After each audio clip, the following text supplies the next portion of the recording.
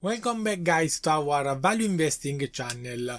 We all know how much important is inflation when it comes to investing. So in today's video we are going to cover three really important points about inflation and investments. First point, how does different asset classes perform during high inflation time? What's happened to commodities, equity, rates and so on. Second point, how different asset classes perform during different inflation times. What happened during stable inflation and what during falling inflation. And the third, maybe most important point is what about nowadays, in which inflation period we are right now, and most important, what are expectations for the next future. Because according to the actual status and according to expectation, we should differently balance our portfolio. So let's start by studying what happened during high inflation time. In this chart we have data during the inflationary 1970s and we can understand how different asset classes has performed. First of all, we can see equities. In this case we can see how large caps just underperform inflation. In this case inflation was an average of 7.4% and large cap just underperform inflation. It means that investing in large cap we are likely going to lose our money or part of it. On the other hand, small cap just performed better. In fact, here we have an average around 12%, so our net gain is the result achieved with our investing, in this case almost 12%, minus inflation 7.4. So 12 minus 7.4, our net gain is around 4.6%. But what really underperform inflation,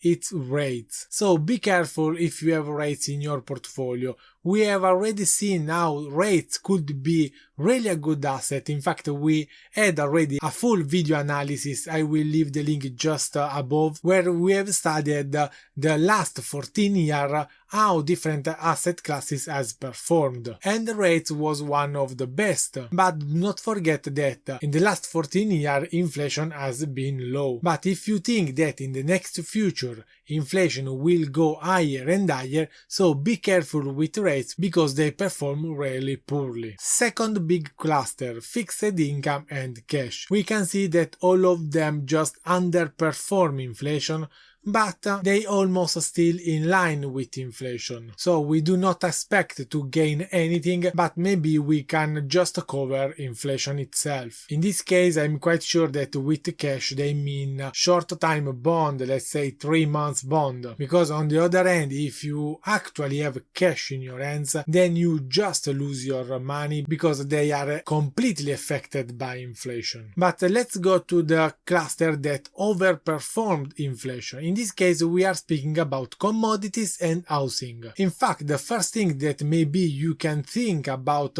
inflation protection is gold, for example. And actually, it is really the case. In fact, gold during the inflationary time, it performed really good. And in 1970s time, gold just had a double return against inflation. So it's really a good protection. It's something that we can think to add to our portfolio in inflation time. But what performed better in this case was, for example, oil. So generally speaking, energy sector, it's really important to monitoring during inflation time. In fact, in this case the revenue was really high, over 25%. But we can see that not all commodities just performs good. In fact, for example, copper just underperformed. But this is in 1970, so the economy was really different from today. In fact, at that time oil was the most important energy to use. But today we are in an electrical transformation, so according to me,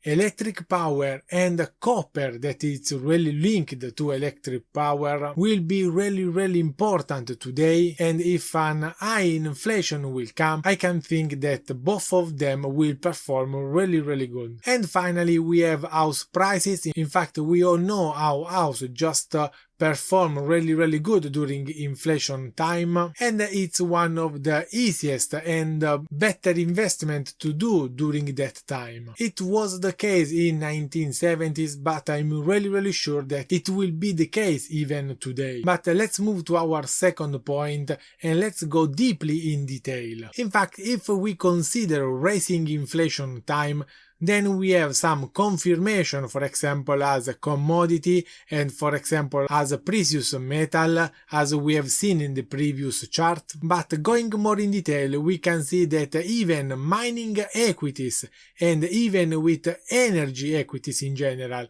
will perform quite good during rising inflation time. And as well, from this chart we have the confirmation that on the other hand, equity will not really perform good. I think that this is quite important, because if you don't want to move to commodities and to want to stick with equity, then you can think about some company engaged in energy and mining. But if inflation will not rise and it just will be stable, then everything changes. In fact, you can see how commodity, precious metal and even mining equity just perform really poorly. What just perform great is energy equity, while equity in general just start to perform better. And those data are absolutely important, because if you maybe think that inflation will rise in the future and then you move your portfolio to be more exposed to commodities,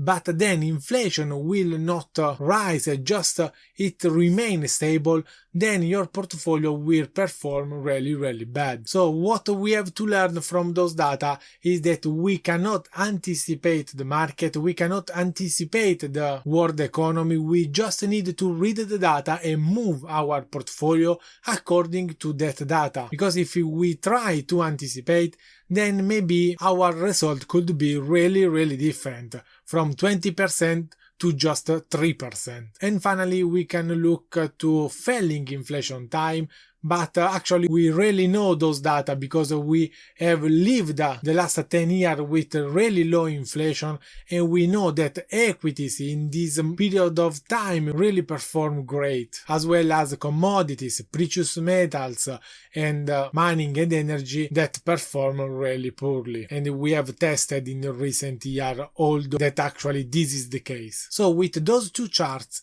we have a clear view on which asset class to keep in our portfolio according to different inflation times. But now just it comes to our third point, that maybe is the most important one. In which inflation time are we nowadays, and how inflation is forecasted for the future? Actually, we have seen in the recent period that inflation just went up really fast, but we need to ask ourselves if this is just a transition or is persistent. Actually, economists and even the Fed think that in this moment in time, this inflation rate it's just a transition time. In fact, we are coming from pandemic lockdown, then the economy wake up, and now all the supply chain is not able to feed all demand. That's why price went up. That's why, for example, we had a microchip shortage and many companies shut down their production plant